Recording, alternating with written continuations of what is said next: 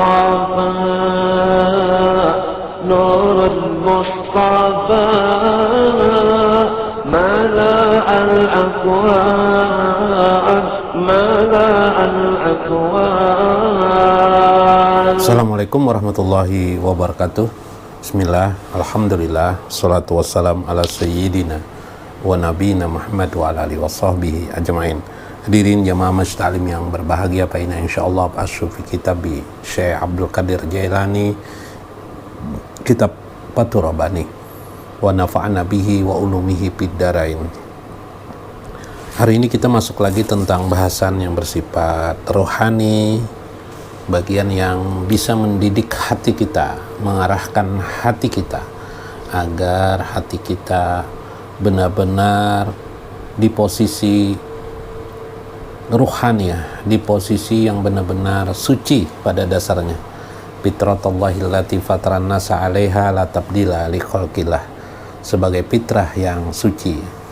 Bagaimana hati itu ma'rifatullah, bagaimana hati kita bisa selalu terwujud kepada Allah Subhanahu wa ta'ala. Faqala al-mu'allif rahimahullah. Nah, ini tentang dua perkataan yang berbeda, harusnya satu kesatuan kejiwaan. Jadi satu kesatuan pribadi, batin dan zahir, kesatuan pribadi ya. Sebagai kesatuan pribadi. Bagaimana kita kesatuan pribadi kita dalam memahami agama kita. Wai haka, celakalah kamu, kata beliau. Nah, kata Syekh Abdul Qadir ini celaka ya. Lisana muslim, lisanmu muslim, wa amma qalbuka falah, tapi hatimu justru tidak. Muslim ini, istilah muslim ini sebenarnya luar biasa. Muslim itu dari kata-kata Islam. Perkataan asal itu seperti perkataan Nabiullah Ibrahim alaihissalam, ini aslamtu birabbil alamin, sesungguhnya aku aslamtu, berserah diri kepada Tuhan semesta alam. Jadi istilah muslim itu adalah orang yang berserah diri kepada Allah. Itu arti muslim sebenarnya. Kemudian oleh perkembangannya setelah manusia memahami hadis, kemudian timbullah pemahaman periode-periode hukum, sehingga dipahami muslim itu dikenal dengan istilah 5 perkara yang dikenal dalam hadis tasyhadu an la ilaha illallah wa tasyhadu anna muhammadar muhammadur rasulullah, kemudian wa iqamis shalah wa itaiz zakah wa shaum ramadan wal hajj man istata ilaihi. Akhirnya menjadi pemahaman 5 perkara itu adalah sebenarnya benar juga karena memang hadis Nabi itu ditinjau dari segi perilaku, dari segi perilaku orang muslim itu harus 5 itu harus tetap ada. Jadi atau yang disebut dengan pondasi. Nah, pondasi ini mengikat satu hal yang diikatnya. Kenapa ada tiang itu yang diikatnya apa? Islam lil wujuhnya itu adalah berserah diri kepada Allah, hanya kepada Allah, berserah diri hanya kepada Allah. Itu pengertian muslim. Dalam hadis lain, dalam hadis Nabi yang lain, muslim itu bainahum itu kalbun yam, seperti sebuah bangunan. Jadi ketika kita jadi berserah diri, berarti kita semua makhluk alam semesta ini harus kita anggap bagian dari saudara kita. Nah, disitulah kita bersama dengan Nabi SAW sebagai pemimpin kita, baik dalam arti jasadiah maupun ruhaniyah. Nah, kalau sekarang kita memahami mungkin secara ruhaniyah, ruh Nabi itu harus bersatu dengan kita dalam konteks ya metaforis tadi yang dimaksudkan. Disitulah kesempurnaan kita yang disebut dengan muslim, berserah diri kepada Allah. Jangan sepenggal-sepenggal. Karena itu Allah berfirman, ya ayyuhalladzina amanu, hai orang-orang beriman, udkhulu fis-silmi kafah, masuklah kamu dalam Islam menjadi orang berserah diri secara total. Secara total seperti yang saya sebut tadi, kita muslim yang berserah diri satu kesatuan dengan Nabi Sallallahu Alaihi Wasallam. Itu nanti yang teori kemudian timbul, ada teori Nur Muhammad dan seterusnya. Itu salah satu bagian pecahan daripada pemahaman tersebut. Mudah-mudahan kan nanti kita sampai pembahasan-pembahasan seperti itu, kita masih mengarah kepada perwujudan bagaimana perilaku hati kita dalam kehidupan sehari-hari. Di sini ada kesatuan ya, kesatuan kemusliman, berserah diri kepada Allah. Maka lisan muslim, lisan engkau muslim, engkau mengaku muslim di hadapan orang banyak, di hadapan manusia, tapi hatimu tidak. Makanya banyak orang masuk Islam kemudian juga sebagian mereka murtad, karena memang Islam itu dipahami mereka baru masih pada lahir. Hati mereka masih sebenarnya tidak selaras. Cuma karena kita manusia ini tidak tahu hal yang bagian batin yang dalam ya, orang masuk Islam ya diterima, karena kita tidak tahu yang hati urusan kepada Allah. Maka akhirnya ada juga yang murtad, tidak tahan siksaan, tidak tahan ujian dan cobaan, jadi murtad dia. Itu karena memang hati masih belum berserah diri kepada Allah Subhanahu wa Ta'ala. Demikian kita, kata Syekh Abdul Qadir Jailani, kalau kamu di lisanmu muslim, harusnya hati kamu itu juga muslim. Bahwa ketika kamu berserah diri kepada Allah, seharusnya jiwa kamu juga berserah diri kepada Allah. Qauluka muslim, nah diulangi beliau lagi, amma fa'alaka falah. Perkataanmu muslim, tapi pribadi perilakumu juga tidak muslim. Jadi satu hati kita, karena hati kita tidak muslim, mulut kita saja muslim, hati kita tidak muslim, memberikan efek tidak ada pengejawantahan, tidak ada pengekspresian dalam perilaku akhirnya, sehingga perilaku kita tidak muslim. Kita masih bangga dengan keburukan kita masa silam, malah kita bangga-banggakan, kita kisah-kisahkan, kita ini mantan preman, sebenarnya saya ini dibanggakan, mantan minuman keras dibanggakan, bertato tubuh kita malah kita tampakkan kepada orang bahwa saya ini dulu adalah penjahat besar dan sebagainya. Demikian juga sebuah ekspresi hal-hal yang tidak penting, kadang-kadang yang bersifat ujubiyah, ria, mengaku diri adalah orang yang soleh, orang yang pokoknya yang sangat saleh lah di hadapan manusia. Padahal untuk apa? Kan kalau ditanyakan nanti untuk apa pada manusia, paling tujuannya adalah supaya manusia sayang kepada dirinya atau kagum terhadap dirinya. Padahal kekaguman manusia terhadap dirinya juga tidak memberikan faedah apa-apa. Paling mungkin mengasih uang ya, tapi bisakah bertahan manusia itu memberi kepada manusia lainnya secara terus-menerus hanya karena kekagumannya? Tidak kan? Karena itu sesungguhnya kebajikan-kebajikan itu hanya bisa, tidak perlu kita utarakan kepada manusia, karena kebajikan itu adalah pengabdian kita kepada Allah Subhanahu wa Ta'ala. Inilah Tuan Syekh meluruskan kembali kesatuan seorang muslim antara jiwa, pribadi, dan lahiriah. Lahiriah ini lisan dan perbuatan. Ya, kalau kita tidak mampu sempurna, tidak perlu diucapkan kita sebaliknya. Ya, kita katakan saja kita ini masih lemah, masih banyak kekurangan. Itu lebih bagus bagi kita, nah, ketimbang kita mengaku bagus di hadapan manusia. Nah, ini beliau menekankan lagi, anta pi julutika muslim amma pi khalwatika falah. Di tengah keramaian manusia, di tengah keramaian orang-orang muslim,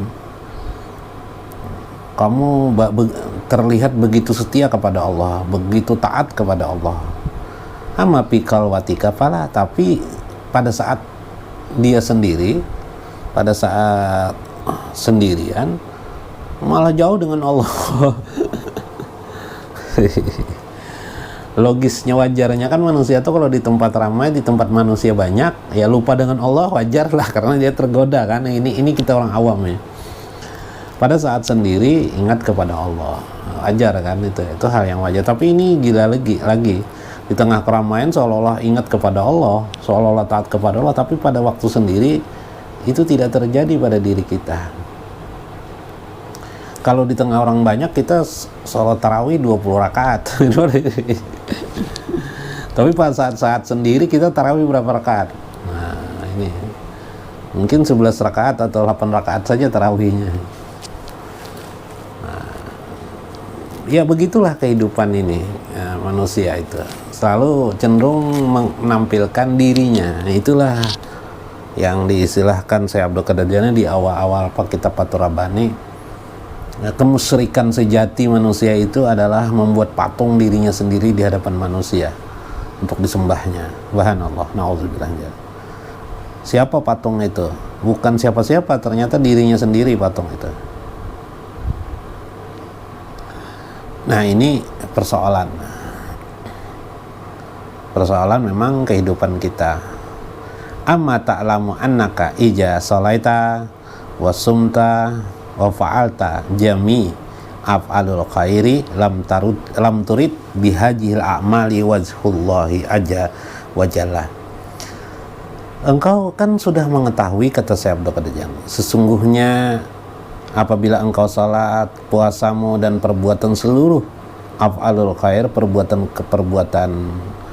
kebajikan, semua kebajikan seharusnya kan untuk wajah Allah, tapi ternyata tidak.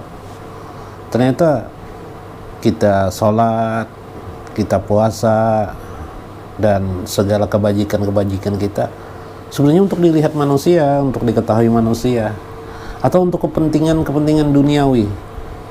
Sholat itu kan menyehatkan tubuh, lalu kita sholat. Jadi sholat memang untuk menyehatkan tubuh kita. Puasa itu siapa yang puasa akan sehat dirinya. Lalu akhirnya kita puasa itu kan sehat. Ya karena sehat, bukan karena Allah itu berarti.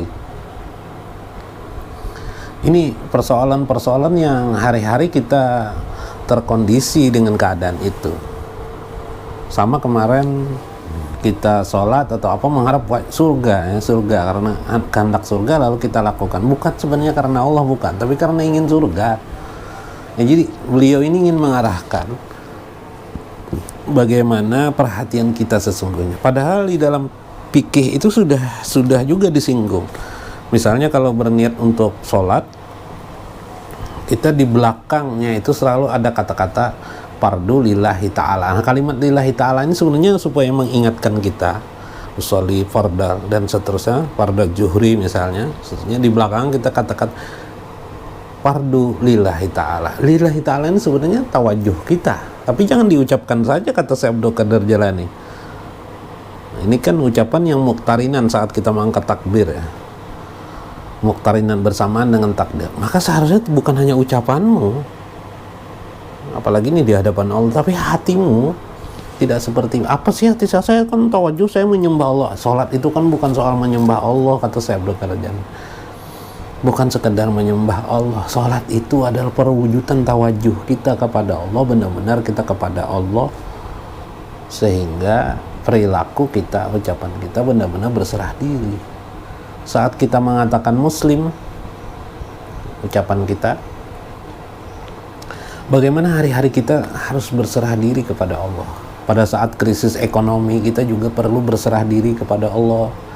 Ya Allah, kita tidak mengemis kepada manusia, tapi kita hanya meminta kepada Allah. Hamba berserah diri, keyakinan, timbulkan keyakinan setinggi-tingginya Allah yang memberikan rezeki kepada kita. Kita cari rezeki di alam semesta ini, kita dapatkan rezeki semata-mata adalah keyakinan kita Allah yang memberi kita, sehingga kita tidak menjilat-jilat kepada orang.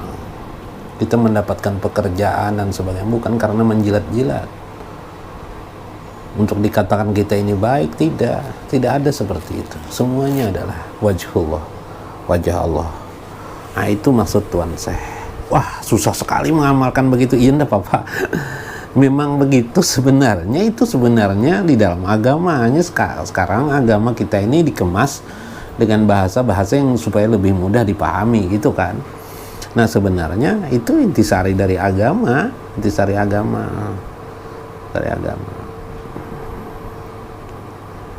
Lam turid bihajil amal wajhullah. Karena itu tidak diterima, akan tertolaklah kalau tidak karena wajah Allah. Sebenarnya yang dimaksud wajah Allah itu tuh yang tidak bisa yang akhirnya tertolak itu dikarenakan kenapa? Karena hati kita pada dasarnya membelok daripada wajah Allah Subhanahu wa taala. Kita tidak berserah diri kepada Allah. Pak anta munafik. Nah, ini keras sekali Syekh. Maka engkau itu sesungguhnya munafik, kata Syekh. Mereka itu adalah munafik. Ba'idum minallahi azza wa jalla. Itu jauh, keadaan yang jauh sekali dari Allah azza wa jalla. Tubul an. Maka bertobatlah kepada Allah sekarang juga. Ilallahi azza wa jalla. Min jami af'alika. Dari seluruh perbuatanmu. Wa aqwalika, dari seluruh perkataan-perkataanmu, wa maqasidika, dan seluruh tujuan-tujuan hidupmu. Makanya dalam dunia keagamaan sering ada guru-guru mengajarkan astagfirullah liwajhi atau astagfirullahaladzim limaqasidi atau limaksudi. Astagfirullah, ya Allah, aku meminta ampun atas segala tujuan-tujuan hidupku.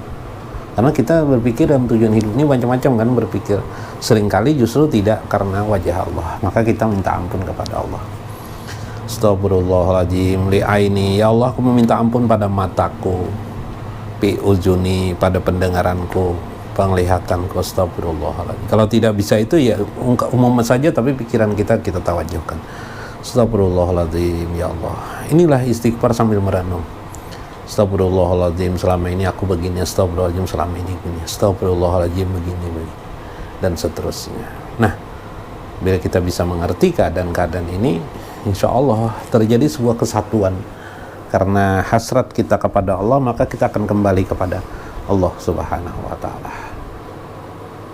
Ini sebuah sistem di mana kita menjadi ma'rifatullah, berhadap dalam bentuk perilaku, bukan sekedar ilmu. Dalam ilmu ma'rifatullah, tapi juga adalah perilaku yang ma'rifatullah. Mudah-mudahan kita bisa memahami dan dapat manfaat dari apa yang disampaikan oleh Syekh Abdul Qadir Jailani.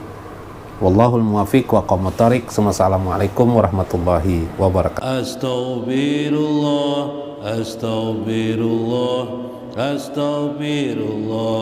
Rabbi atina hasanatan fid dunya wal akhirah. Astaghfirullah, astaghfirullah, astaghfirullah, astaghfirullah, astaghfirullah, astaghfirullah, astaghfirullah, astaghfirullah. Wa minkas salam, sallim lana wa fi dinina wal muslimin. Astaghfirullah, astaghfirullah, astaghfirullah, astaghfirullah, astaghfirullah, astaghfirullah, astaghfirullah, astaghfirullah, astaghfirullah,